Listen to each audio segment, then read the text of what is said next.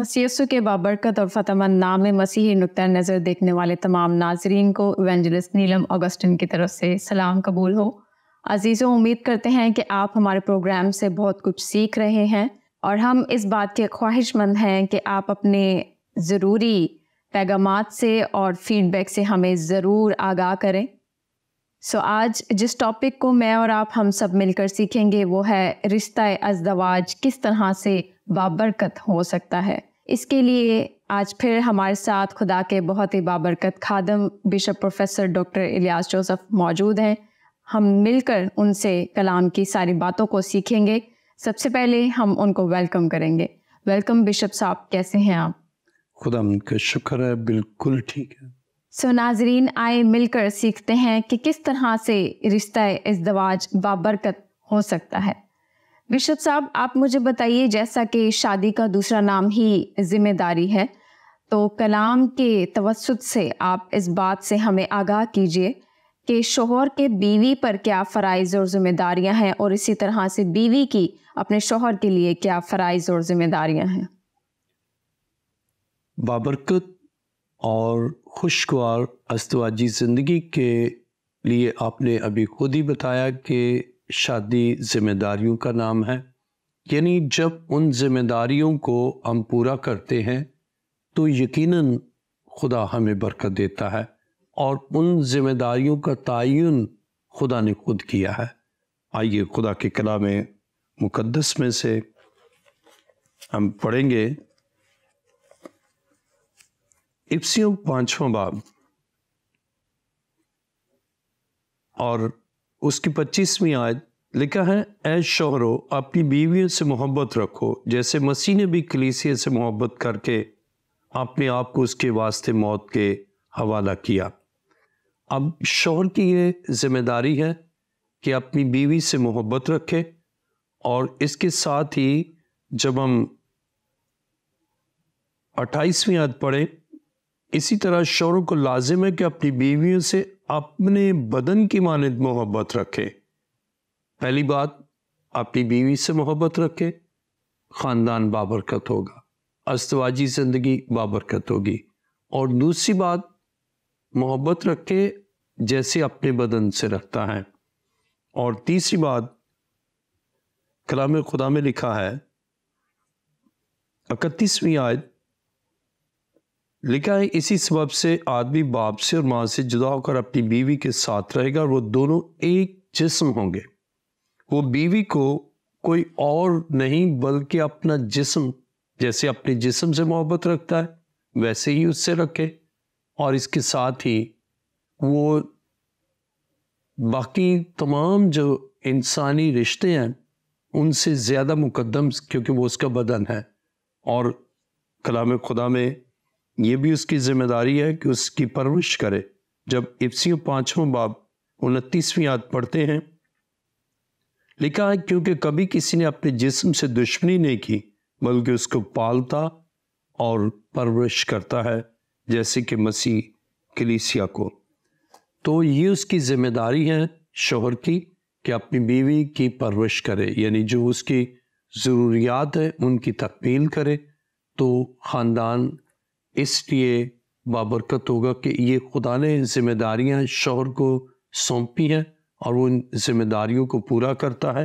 اور اسی طرح شوہر کی ایک ذمہ داری یہ بھی ہے کہ وہ مہربان ہو، اور جب وہ مہربان ہوگا اپنی بیوی کے ساتھ، کیونکہ وہ اس کا جسم ہے، اس کے ساتھ جو اس کا تعلق ہے تو وہ کانٹریکٹ نہیں ہے بلکہ سیکرمنٹ ہے، تو اس وجہ سے اس سے محبت رکھے گا اور مہربان ہوگا۔ جیسے مسیح کلیسیا پر مہربان ہے، خدا باپ لوگوں پر مہربان ہے، تو اسی طرح بائبل بیان کرتی ہے کہ یہ اس کی ذمہ داری ہے کہ مہربانی کے ساتھ پیش آئے، اس کا رویہ اس کے ساتھ اچھا ہو۔ تو یہ ذمہ داریاں خدا نے انسان کو، جب وہ شوہر ہوتا ہے تو اس کے ذمہ لگائی ہیں تاکہ وہ ان ذمہ داریوں کو پورا کرے۔ اور اسی طرح جب ہم خدا کے کلام مقدس میں امثال 31واں باب اور اس کی 28ویں آیت کا دوسرا حصہ پڑھیں گے. اس کا شوہر بھی اس کی تعریف کرتا ہے کہ وہ تیری بیٹیوں نے فضیلت دکھائی ہے لیکن تو سب پر سبقت لے گئی. تو یہ بھی اس کی ذمہ داری ہے کہ اپنی بیوی کے اچھے کاموں کی تعریف کرے, اور جب تعریف کرے گا اور 29ویں آیت میں تیری بیٹیوں نے فضیلت دکھائی ہے لیکن تو ان سب پر سبقت لے گئی ہے. تو جب وہ اپنی بیوی کی تعریف کرے گا, تنقید نہیں کرے گا بلکہ تعریف کرے گا, اور دیگر عورتوں سے اس کو زیادہ ممتاز سمجھے گا کہ تو ان سب سے سبقت لے گئی ہے, تو یقیناً دونوں کی ذہنی ہم آہنگی ہوگی, اور اس ذہنی ہم آہنگی سے وہ خدا کے حضور مل کر دعا بھی کریں گے اور خدا کے تابع ہوں گے. تو خدا ان کے خاندان کو بابرکت بنائے گا اور خدا ان کو اپنے حضور آنے کا فضل بخشے گا تاکہ خدا سے وہ برکتوں کو حاصل کرے. جب ہم افسیوں چوتھا باب 32ویں آیت میں لکھا ہے, اور ایک دوسرے پر مہربان اور نرم دل ہو, اور جس طرح خدا نے مسیح میں تمہارے قصور معاف کیے ہیں تم بھی ایک دوسرے کے قصور معاف کرو. اب بابرکت خاندانی زندگی یا بابرکت ازدواجی زندگی کے لیے ہے کہ ایک دوسرے کو معاف کرے. تو شوہر کو بیوی کی ان کوتاہیوں یا جو کچھ اس سے مسٹیک ہو جائیں کوکنگ کرتے یا کچھ, تو اس کو نظر انداز کرے اور اس پر مہربان رہے. تو جب مہربان رہے گا تو خدا خاندان کو برکت دے گا. تو یہ تو ہے شوہر کی ذمہ داریاں, جس سے کامیاب ازدواجی زندگی ہوگی, جس سے بابرکت خاندانی اور ازدواجی زندگی ہوگی. اب بیوی کی ذمہ داریاں, آپ نے پوچھا کہ شوہر کے کیا فرائض ہیں, تو شوہر کے یہ فرائض ہیں, اور اسی طرح بیوی کے جو فرائض ہیں اس کے لیے بھی ہم افسیوں 5واں باب اور اس کی 22ویں آیت کو پڑھیں گے. اے بیوی اپنے شوہروں کی ایسی تابع رہو جیسے خداوند کی. اب بیوی کے لیے یہ اس کی ذمہ داری ہے کہ اپنے شوہر کے تابع رہیں, اور اس کے ساتھ ہی اس سے محبت کرے, اور اس کے ذہنی طور پر دونوں متحد رہیں یا ذہنی ہم آہنگی رہے. اور اس کے ساتھ ہی کلام مقدس میں پطرس کا عام خط یعنی پہلا پطرس 3 باب اور اس کی پہلی آیت کو پڑھیں تو لکھا ہے, اے بیوی تم بھی اپنے شوہر کے تابع رہو. جب شوہر کے تابع رہیں گی تم, اور اس کے ساتھ ہی چال چلن بیوی کا درست ہے, تو لکھا اپنی بیوی کے چال چلن سے خدا کی طرف کھنچ جائیں گے. وہ بھی جو خدا سے دور ہیں وہ خدا کی طرف کھنچ جائیں گے. اس کے معنی ہے کہ اگر بیوی راستی اور پاکیزگی سے چلتی ہے اور شوہر خدا سے دور ہے, تو بیوی کے چال چلن سے وہ خدا کے قدموں میں آئے گا. آئیے دیکھیں پہلا پطرس 3 باب پہلی آیت, اے بیوی تم بھی اپنے شوہر کے تابع رہو, اس لیے کہ اگر بعض ان میں کلام کو نہ مانتے ہوں تو بھی تمہارے پاکیزہ چال چلن اور خوف کو دیکھ کر بغیر کلام کے اپنی بیوی کے چال چلن سے خدا کی طرف کھنچ جائیں گے. اب بیوی کی یہ ذمہ داری ہے کہ اس کا چال چلن درست ہو, پاکیزہ چال چلن ہو, خدا کا خوف رکھتی ہو, خدا کے ساتھ وہ راستی کے ساتھ چلتی ہے.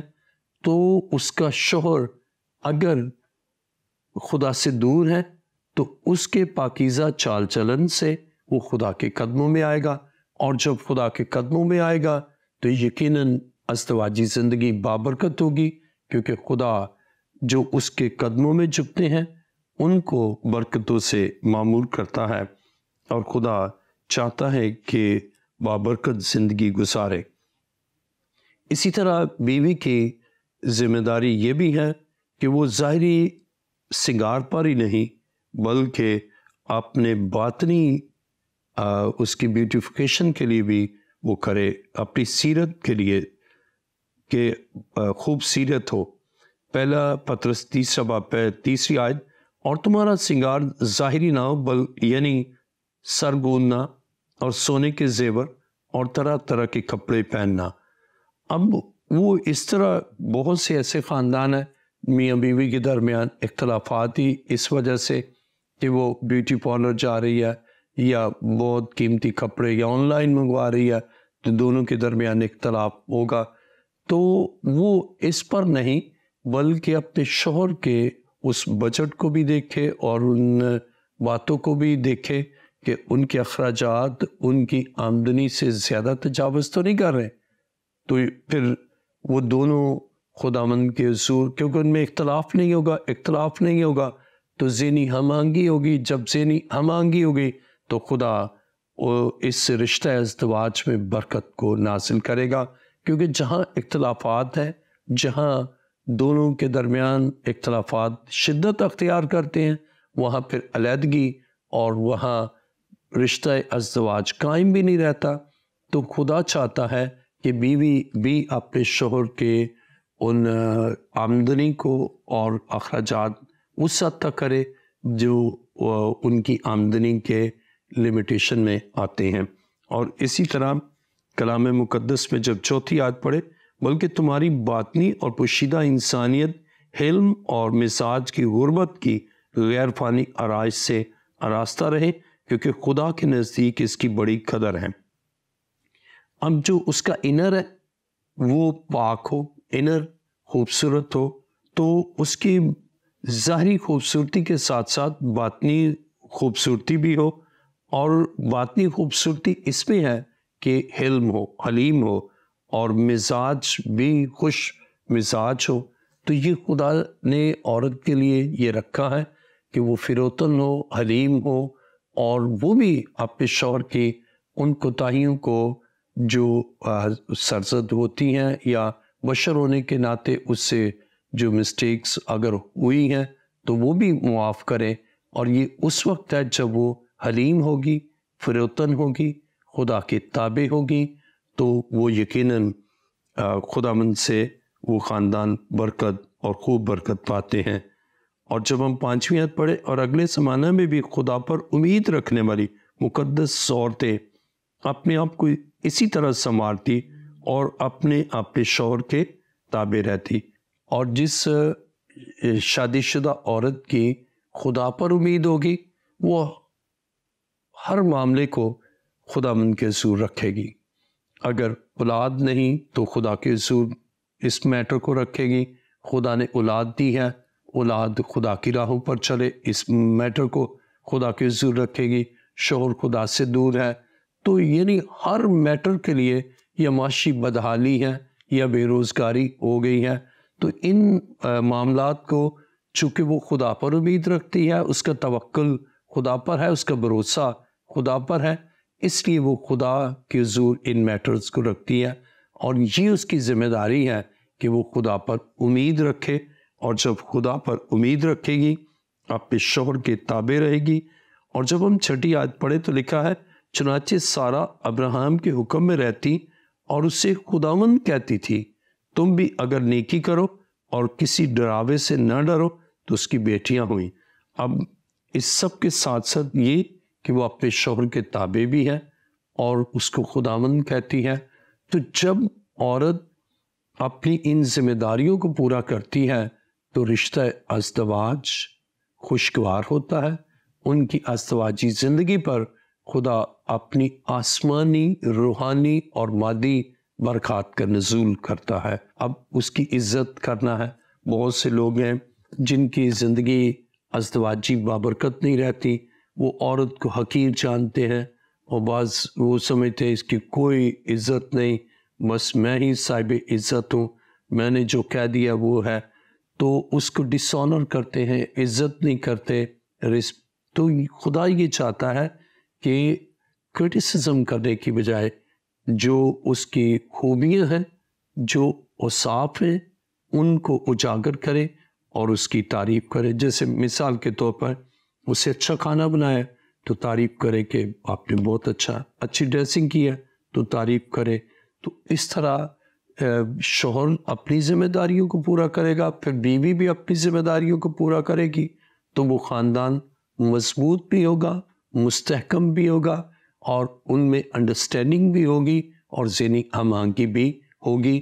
تو یہ ہم نے کلام مقدس کی روشنی میں ان ذمہ داریوں کو جو مرد کی ہیں یا یعنی شوہر کی ہیں یا عورت کی ہیں, ان ذمہ داریوں کو وہ پورا کریں گے تو ان کے رشتے ازدواج پر خدا کی برکت ہوگی, کیونکہ ان ذمہ داریوں کا ذکر خدا نے کیا ہے.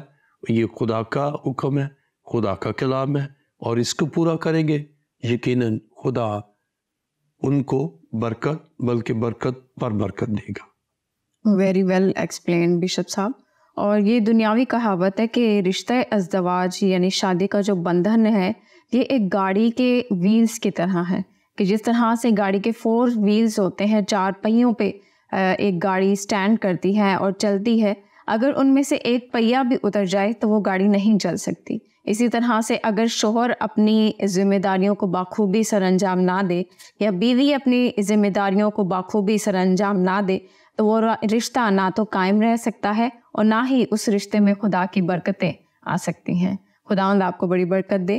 اور اسی کے ساتھ میرا آپ سے اگلا سوال یہ ہے کہ وہ کون سے ایسے عوامل ہیں جن کے باعث رشتہ ازدواج بے برکتی کا باعث بن سکتا ہے؟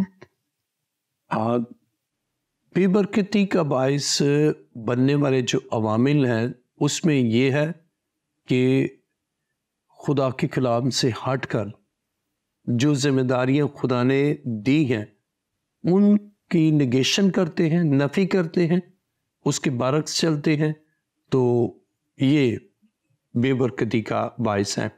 جیسے مثال کے طور پر جن ذمہ داریوں کا ہم نے ابھی پڑھا, تو اگر خدا کے کلام سے ہٹ کر وہ ایسا کرتے ہیں اور بے شک اس میں ایکا بھی کر لے, کس میں خدا کے کلام سے ہٹ کر ذہنی ہم آہنگی کر لے, تو وہ برکت نہیں پاتے بلکہ ان کی زندگی میں اور خاندانی زندگی میں لعنت اور پھر ان کا خاتمہ بھی ہو جاتا ہے. اگر زندگی میں جھوٹ ہے, وہ جھوٹ خدا کے خادموں سے بولتا ہے یا خدا سے بولتا ہے یا اپنی بیوی سے بولتا ہے, تو وہ جھوٹ جو ہے ان کے رشتہ ازدواج میں برکت کی بجائے لعنت کا باعث بنتا ہے. تو خدا یہ چاہتا ہے کہ جھوٹ نہ ہو, اور اگر جھوٹ ہے تو رشتہ ازدواج میں یہ ایک فیکٹر ہے جس سے ان کی ازدواجی زندگی بابرکت نہیں رہتی. اب انہوں نے جھوٹ میں ایکا کیا, کبھی کبھی میاں بیوی خدا کی نافرمانی میں ایکا کر دیتے ہیں. اب شوہر مر گیا, جب ہم اعمال 5:7 آیت پڑھے, اور قریباً 3 گھنٹے گزر جانے کے بعد اس کی بیوی ماجرے سے بے خبر اندر آئی. پطرس نے اس سے کہا, مجھے بتا تو کیا تم نے اتنے ہی کو زمین بیچی تھی؟ اس نے کہا, ہاں اتنے ہی کو. پطرس نے اس سے کہا, تم نے کیوں خداوند کے روح کو آزمانے کے لیے ایکا کیا؟ دیکھ تیرے شوہر کے دفن کرنے والے دروازوں پر کھڑے ہیں اور تجھے بھی باہر لے جائیں گے. وہ اسی دم اس کے قدموں پر گر پڑی اور اس کا دم نکل گیا, اور جوانوں نے اندر آ کر اسے مردہ پایا اور باہر لے جا کر اس کے شوہر کے پاس دفن کر دیا. اب یہاں پر خدا کے کلام میں ہم پڑھتے ہیں کہ برکت کا باعث نہیں ہوا جھوٹ بولنا. تو وہ میاں اور بیوی جو آپس میں ایک دوسرے سے جھوٹ بولتے ہیں یا خدا کے خادموں سے جھوٹ بولتے ہیں, وہ برکت نہیں پاتے. تو برکت نہ پانے کا ایک فیکٹر یہ بھی ہے کہ وہ خدا کے حضور جھوٹ بولتے ہیں, خدا کے روح کے سامنے جھوٹ بولتے ہیں. تو خدا چاہتا ہے سچائی ہو. اب جھوٹ, یہ آپ نے جو سوال کیا کہ کون سے عوامل ہیں جو بے برکتی کا باعث ہیں, تو اس میں ایک تو جھوٹ ہے, اور دوسرا یہ کہ خدا کے حضور نہ آنا. جب خدا جو برکتوں کا دینے والا ہے اس سے جدا ہے, اور مسیح نے کہا مجھ سے جدا ہو کر تم کچھ نہیں کر سکتے, تو ایک تو جھوٹ, دوسرا خدا سے دوری, اور تیسرا خدا کے احکام کے برعکس چلنا. جب میاں بیوی خدا کی مرضی کے برعکس چلیں گے، جیسے آدم کا ہم دیکھتے ہیں کہ آدم اور حوا انہوں نے بھی ایکا کر لیا خدا کی نافرمانی میں اور باغ عدن سے نکل گئے. تو اب برکت باغ عدن میں تھی، باغ عدن سے باہر نکلے تو لعنت پہ ہیں. تو لعنت کا جو فیکٹر ہے وہ ہے نافرمانی، ڈسوبیڈینس. اور جب دونوں میاں بیوی ایکا کر لیتے ہیں نافرمانی میں تو وہ ان کے لیے لعنت کا باعث بنتا ہے، یا ان کی ازدواجی زندگی بابرکت نہیں رہتی. تو خدا چاہتا ہے جھوٹ نہ ہو اور ایک دوسرے کے ساتھ بھی جھوٹ نہ بولے، خدا کے خادموں کے ساتھ بھی جھوٹ نہ بولے، عام زندگی میں بھی جھوٹ نہ بولے، اور اس کے ساتھ ہی خدا کی نافرمانی نہ کرے. جو خدا نے فرمایا ہے بالکل وہی کچھ کریں. تو جب وہ خدا کی مرضی کے مطابق کرتے ہیں یا جو خدا چاہتا ہے وہ کچھ کرتے ہیں، یقیناً انہیں برکت ملتی ہے. لیکن اس کے برعکس جب خدا کی نافرمانی، حکم عدولی، عہد شکنی، آئین شکنی کرتے ہیں تو اس کا منفی نتیجہ یہ نکلتا ہے کہ ان کی ازدواجی زندگی پر منفی اور مضر اثرات مرتب ہوتے ہیں، اور وہ برکت جو خدا انہیں دینا چاہتا ہے وہ برکت نہیں پاتے. اور جب برکت نہیں پاتے ان کی زندگی ازدواجی خوشگوار نہیں رہتی. وہ بے شک ایک ساتھ چل تو رہے ہیں لیکن ان میں ذہنی ہم آہنگی نہیں ہوتی. جیسے پٹریاں ہیں، اب یہاں سے آپ ہزاروں میل تک بھی دیکھیں تو ایک فاصلے پر ہی چل رہے ہیں. تو خدا یہ چاہتا ہے کہ ایسا نہیں کہ انہوں نے 20 سال ازدواجی زندگی 30 سال گزار لی لیکن ان کے درمیان ڈسٹینس ہے، بلکہ ذہنی ہم آہنگی ہو. تو جب تک ان میں انڈرسٹینڈنگ، ذہنی ہم آہنگی، افہام و تفہیم اور معاف کرنے کی روح نہیں تو وہ برکت نہیں پاتے. کیونکہ خدا ان لوگوں کو برکت دیتا ہے جو معاف کرتے ہیں. اگر شوہر بیوی کو معاف نہیں کرتا، بیوی شوہر کو معاف نہیں کرتی تو وہ ازدواجی زندگی بابرکت نہیں حاصل کر سکتے، یا ان کی ازدواجی زندگی پر خدا کی برکتیں نہیں ہوتی.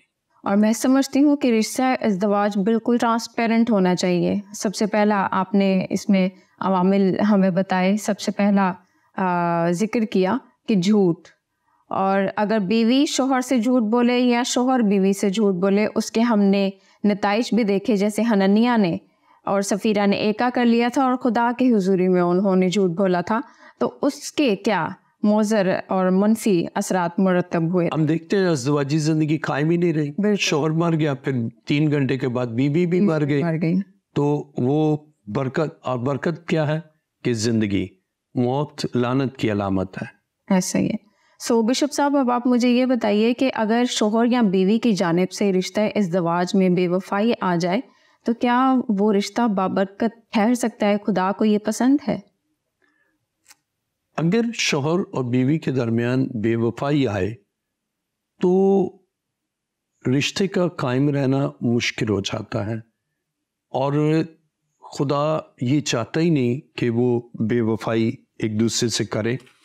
ہم کلام مقدس میں پڑھیں گے کہ خدا نہیں چاہتا، کیونکہ خدا با وفا ہے اور خدا چاہتا ہے کہ اس کے لوگ بھی با وفا ہوں.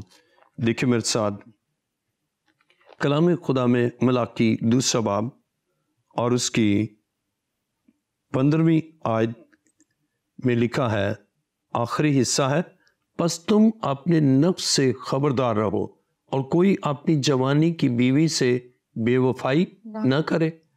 تو جب بے وفائی آتی ہے تو خدا کے کلام کے برعکس ہو جاتا ہے.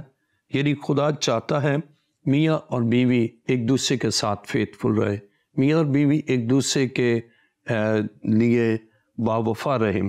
اور جب وہ بے وفا ہوں گے تو پھر ان کے درمیان جو محبت کا رشتہ ہے نا وہ مان پڑ جاتا ہے، اور ان کا قائم رہنا، ازدواج کا قائم رہنا بھی مشکل ہو جاتا ہے. اور اگر وہ رہے بھی نا تو بہت سے مسائل ہیں. میرے پاس ایک شخص آیا، وہ خدا سے تھوڑا دور تھا، تو یعنی اس نے بے وفائی بیوی سے کی، ایک اور عورت سے کے ساتھ تعلقات، اور پھر اس کا نتیجہ نکلا بیوی کو پتہ چلا، پھر ان کے درمیان اختلاف اور بڑھتے گئے اور پھر الٹیمیٹلی بیوی نے کہا بس اب میں نے اس کے ساتھ رہنا ہی نہیں، اور پھر وہ ختم ہو گیا۔ تو خدا نہیں چاہتا کہ بے وفائی ہو، اور جو بے وفائی کرتے ہیں پھر ان کا رشتہ ازدواج قائم بھی نہیں رہتا، اور اگر قائم رہے بھی نا تو پھر وہ ایک ڈسٹینس سے چلتے ہیں، اور ہزاروں میل بھی وہ جیسے ٹرین کے ٹریک ہے، پٹریاں ایک دوسرے ایک مخصوص فاصلے پر چلتے ہیں، تو پھر ان کی زندگی صرف رسمی ظاہری ہوتی ہے اور برکت سے محروم ہوتی ہے۔ تو خدا ہرگز نہیں چاہتا کہ دونوں میں سے کوئی بھی اپنے جیون ساتھی کے ساتھ بے وفائی کرے، کیونکہ کلام مقدس میں ہم نے یہاں پر ملاکی میں لکھا ہے اور پڑھا ہے، اور کوئی اپنی جوانی کی بیوی سے بے وفائی نہ کرے۔ اب آدمی اپنی بیوی سے بے وفائی نہ کرے اور بیوی بھی اپنے شوہر سے بے وفائی نہ کرے، یعنی صرف اس کو ون سائیڈڈ نہیں لینا کہ جی آدمی تو بے وفائی نہ کرے لیکن عورت جو ہے وہ بے وفا ہو۔ دونوں کے لیے ہے۔ جب شوہر بے وفا نہیں ہوگا، بیوی بھی بے وفا نہیں ہوگی، خاندان مضبوط بنیادوں پر قائم ہوگا اور خدا کی حضوری ان میں ہوگی، خدا کا پاکرو کام کرے گا، اور آسمان سے خدا کی برکتیں ان کے ازدواجی سفر میں ان کے ساتھ ساتھ ہوں گی۔ Thank you so much bishop صاحب آپ کے اس کوالٹی ٹائم کے لیے، اور ہم نے بہت ساری باتیں سیکھیں۔ امید کرتی ہوں کہ ہمارے ناظرین نے بھی آج کے اس پروگرام سے، آج کے اس ٹاپک سے بہت کچھ سیکھا ہوگا۔ سو ناظرین، ہم نے رشتہ ازدواج پہ بات کی کہ کس طرح سے رشتہ ازدواج بابرکت ثابت ہو سکتا ہے یا خدا کی برکت کو حاصل کر سکتا ہے۔ اس سارے ٹاپک کو کور اپ کرتے ہوئے میرے ذہن میں ایک بات آ رہی تھی، وہ یہ تھی کہ رشتہ ازدواج یا شادی ایک سکے کی طرح ہے۔ آپ اگر کسی شاپ پہ جائیں اور ایک سکہ ان کو دیں تو اس سکے کے دو اطراف یا دو رخ ہوتے ہیں۔ آپ کبھی بھی ایک رخ کینسل کر کے دکاندار کو یا شاپ کیپر کو نہیں دے سکتے۔